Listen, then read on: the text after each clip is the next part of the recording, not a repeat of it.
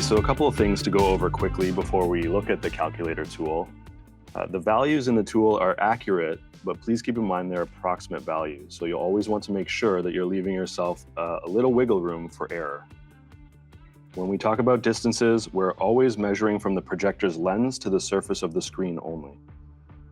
For room/throw distances, the calculator is not taking into account the length of the projector itself, which is about 24 inches after including a recommended gap at the rear of the projector for proper airflow and cooling. So when doing calculations, please make sure to keep this in mind. Okay, so here we have our calculator loaded. Let's start by selecting a projector. We have a drop-down list of all of our latest models. Let's select the NZ700 RS2200. These are brand new models that feature a super sharp 80mm lens. We will select our unit of measurement. I think inches will be simplest.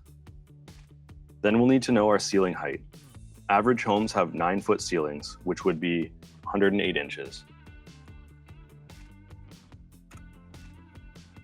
We'll use 24 inches for floor to bottom of screen, which will leave us enough room for the screen frame and our center channel speaker plus speaker stand. And of course, the nice thing about this tool is that it's customizable, so it will work with your unique room and needs. Next is aspect ratio. If you're watching a mix of content, some TV, some movies, sports, video games, then 16:9 is your best choice. If you're an avid movie watcher, a 2.35 or a 2.40 screen will give you an unbelievable movie experience. These are wider screens. 16:9 are taller screens. Next, we have two installation types. One, desktop, if you'll be placing the projector on a shelf or in a box, and two, ceiling mount. Let's go with ceiling mount as that's the most common installation type. So now for the calculator part. We have two options when calculating, from screen size or from projection distance. If you know the screen size that you're looking for, you can start with the screen size tab. So in this case, maybe you want a really big picture. Let's go for 155 inches. This would be like watching 4 77-inch TVs. This is a massive screen. So we'll drag our slider to 155 inches.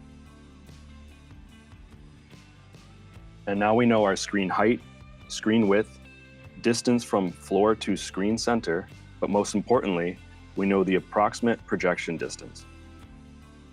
So we can see it's approximately 183 inches to 293 inches. So that's the room depth or throw distance that you'll need for this size of screen to work. So about 15.5 feet to 24 feet, and the projector can be placed anywhere within that range.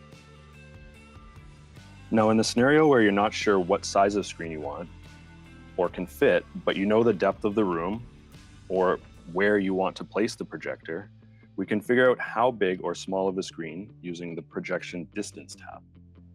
Let's say we have an 18-foot room.